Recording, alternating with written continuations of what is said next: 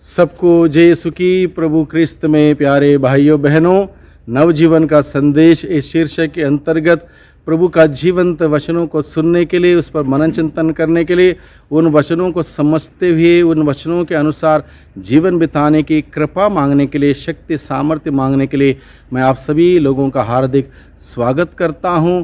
और आज अक्टूबर की 9 तारीख है और आज के दिन में प्रभु हम सबों को सिखाता है ईश्वर के प्रति प्रेम और पड़ोसी के प्रति प्रेम कैसे करना है, किस प्रकार से इस प्रेम को व्यक्त करना है हमारे कार्यों के द्वारा, जीवन के द्वारा। प्रभु इस बात को लेकर हम सबों से अपने वचनों के द्वारा बातें करता है।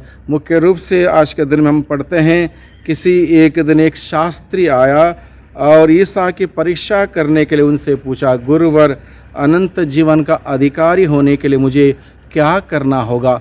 ये सवाल को लेकर जब शास्त्री प्रभु के पास आया, प्रभु ने उसे उत्तर देते हुए कहा, संहिता में क्या लिखा है, तुम उसमें क्या पढ़ते हो? उसने कहा, अपने प्रभु ईश्वर को अपने सारे हृदय, सारी आत्मा, सारी शक्ति और सारी बुद्धि से प्यार करो, ये बात लिखी है। और प्रभु ने कहा, इसी काम को जाके किया करो। जब प्रभु ने कहा इसी काम को जाके किया करो, उसने प्रभु के साथ सहमति जताई। ईसा ने उससे कहा, तुमने ठीक उत्तर दिया, यही करो और तुम जीवन प्राप्त करोगे। फिर भी उसने ईसा की परीक्षा लेने के उद्देश्य से फिर पूछा, मेरा पड़ोसी कौन है? मेरा पड़ोसी कौन है? जब उसको आज्ञा के बारे में पता ही था, ईश्वर से प्यार करना और अपने समान अपने पड़ोसी को प्यार करना, तो सवाल करता मेरा पड़ोसी कौन है? और प्रभु ने उसके सामने एक सुंदर उदाहरण रखा, पड़ोसी कौन है। यरूशलेम से यरीको जाने के रास्ता था, उसमें एक व्यक्ति को डाकुओं ने मारा, पीटा, अधमरा छोड़ के चले गए। उस रास्ते से एक याजक जा रहा था, एक लेवी जा रहा था, एक समारी जा रहा था। इस प्रकार से अलग अलग लोग उधर से गुजर रहे थे, लेकिन किसी ने भी उस अधमरा व्यक्ति की देख रेख नहीं की। सिर्फ समारी व्यक्ति जाते हुए देखता है, इस व्यक्ति को गिरा हुआ, उसकी सेवा करता है, उसके गाँव को साफ करता है, उसमें दवाई डालता है, पट्टी बांधता है और उसको अस्पताल पहुंचाता है। वहाँ पर जो भी उसके पास था उसको अदा करता है। वापस आने पर मैं सब कुछ चुका दूंगा, इस प्रकार का एक कार्य करता। जबकि उस व्यक्ति का कोई रिश्तेदार नहीं था, कोई दोस्त नहीं था, कोई बंधु मित्र नहीं था, कोई लेना देना नहीं था, ये दोनों एक दूसरे के लिए अजनबी थे। तब भी उस व्यक्ति ने इस व्यक्ति की इस प्रकार की सेवा की। यानी कि यहाँ पर इस बात को दर्शाया गया, पड़ोसी कौन हो सकता है जिसको मेरी ज़रूरत है, मेरी मदद की ज़रूरत है, मेरी प्रार्थना की ज़रूरत है, मेरी समय की ज़रूरत है, मेरा उसके साथ बैठकर उसके दुख सुनने की ज़रूरत है, तो वो मेरा पड़ोसी है। यानी कि ऐसा जीवन व्यतीत करने के लिए प्रभु हमें बुलाता है। ऐसा कार्य करने से ही हमारा प्यार हम अपने प्रभु के प्रति व्यक्त कर सकते हैं। सिर्फ हम प्रभु से कहेंगे, प्रभु मैं आपसे बहुत प्यार करता हूँ, लेकिन इससे मैं बात नहीं करूँगा, उसको मैं कभी देखूँगा नहीं, इसके साथ मैं रह नहीं सकता हूँ, उसके साथ मैं जी नहीं सकता हूँ, ऐसा मनोभाव हमारा होगा, हम बिल्कुल प्रभु से प्यार नहीं कर पाएंगे। इसलिए प्रभु ने कहा, अनंत जीवन प्राप्त करने का अधिकारी होना है तो ईश्वर से प्यार करना होगा, वो भी पूरे दिल से, पूरे मन से, पूरे आत्मा से, पूरी शक्ति से, साथ ही साथ अपने पड़ोसी से अपने समान प्यार करना होगा। ये 2 आज्ञाएं प्रभु ने बहुत ही ठोस तरीके से हम सबों के सम्मुख रखी। अगर इन दोनों आज्ञा का उल्लंघन हम करते हैं, निश्चित रूप से हम स्वर्ग नहीं जा पाएंगे। इसलिए स्वर्ग जाना हो, ये दोनों आज्ञाओं का पालन करना होगा। दोनों आज्ञाएं मैं इस प्रकार से देखता हूँ, जैसे क्रूस है, क्रूस पर 2 लकड़ी को जोड़कर क्रूस बनाया जाता है। एक सीधी लकड़ी और ये उसके ऊपर एक टेढ़ी लकड़ी, दोनों को जोड़कर क्रूस बनाया जाता है। इस दोनों आज्ञाओं का पालन करने का तात्पर्य यह है, एक प्रकार से क्रूस को उठाना।